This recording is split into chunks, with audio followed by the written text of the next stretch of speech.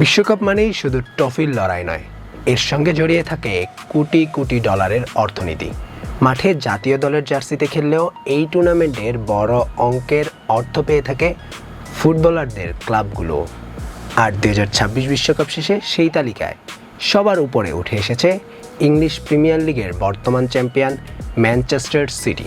সবচেয়ে বেশি খেলোয়াড় বিশ্বকাপে পাঠিয়ে এবং ফিফার ক্লাব বেনিফিট প্রোগ্রামের মাধ্যমে সবচেয়ে বেশি অর্থ আয় করেছে পেপ গার্দিওলার দল। ফিফার ক্লাব বেনিফিট প্রোগ্রামের নিয়ম অনুযায়ী কোনো ক্লাবের খেলোয়াড় যদি বিশ্বকাপে অংশ নেয়, তাহলে সেই খেলোয়াড় জাতীয় দলের সঙ্গে যতদিন থাকবেন সেই সময়ের জন্যে ক্লাবকে নির্দিষ্ট হারে অর্থ প্রদান করতে হয়। অর্থাৎ শুধু ম্যাচ খেলাই নয়, ট্রেনিং ক্যাম্প, প্রস্তুতি এবং টুর্নামেন্টের অবস্থানের পুরো সময়টার হিসাব ধরেই অর্থ পায় ক্লাবগুলো। তাই যেসব ক্লাবের বেশি সংখ্যক খেলোয়াড় বিশ্বকাপে দীর্ঘ সময় টিকে থাকে, তাদের আয়ও তুলনামূলক বেশি হয়ে থাকে। এই দিক থেকে ম্যানচেস্টার সিটির আধিপত্য ছিল চোখে পড়ার মতো। ইউরোপ, দক্ষিণ আমেরিকা এবং আফ্রিকার বিভিন্ন দেশের হয়ে সিটির একাধিক ফুটবলার বিশ্বকাপে অংশ নেন। Spain, Portugal, Belgium, Brazil, Croatia, Switzerland সহ বিভিন্ন জাতীয় দলে ছড়িয়ে থাকা এই খেলোয়াড়রা অনেকেই নকআউট পর্ব পর্যন্ত খেলেছেন। ফলে দিন যত বেড়েছে ততই বেড়েছে ম্যানচেস্টার সিটির আয়ের পরিমাণ। শুধু ম্যানচেস্টার সিটিই নয়, ইউরোপের আরও অনেক বড় বড় ক্লাব এই তালিকায় উল্লেখযোগ্য অবস্থানে রয়েছে।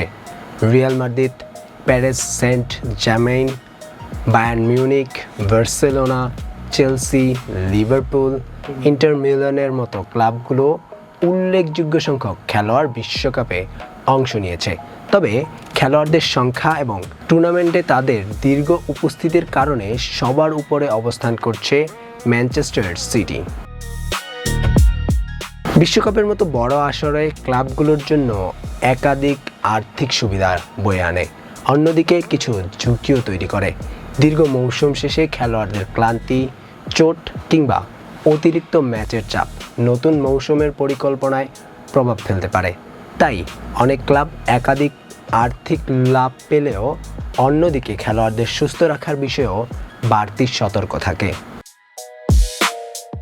ম্যানচেস্টার সিটির ক্ষেত্রে অবশ্য বিষয়টা কিছুটা আলাদা। তাদের স্কোয়াডের গভীরতা এবং মানসম্পন্ন বিকল্প খেলোয়াড় থাকায় আন্তর্জাতিক টুর্নামেন্টের চাপ সামাল দেওয়ার পরও তুলনামূলক সহজ হয়ে থাকে। এই কারণেই প্রতিটি বড় টুর্নামেন্টে সিটির বহু খেলোয়াড় নিজ নিজ দেশের প্রতিনিধিত্ব করেন। বিশ্বকাপের এই উপস্থিতি শুধু ক্লাবের মর্যাদা বাড়ায় না, আর্থিকভাবেও এনে দেয় বড় পুরস্কার।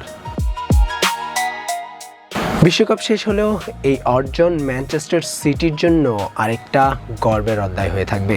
মাঠের সাফল্যের পাশাপাশি অর্থনৈতিক দিক থেকেও তারা যে বিশ্বের অন্যতম শক্তিশালী ফুটবল ক্লাব, সেটি আবারও প্রমাণিত হয়েছে। বিশ্বজুড়ে ছড়িয়ে থাকা তারকা খেলোয়াড়, শক্তিশালী স্কোয়াড এবং ধারাবাহিক পারফরমেন্সের ফলে বিশ্বকাপে খেলোয়াড় পাঠিয়ে সর্বোচ্চ আয়ের ক্লাব হিসেবে নিজেদের অবস্থান আরও শক্ত করেছে ম্যানচেস্টার সিটি।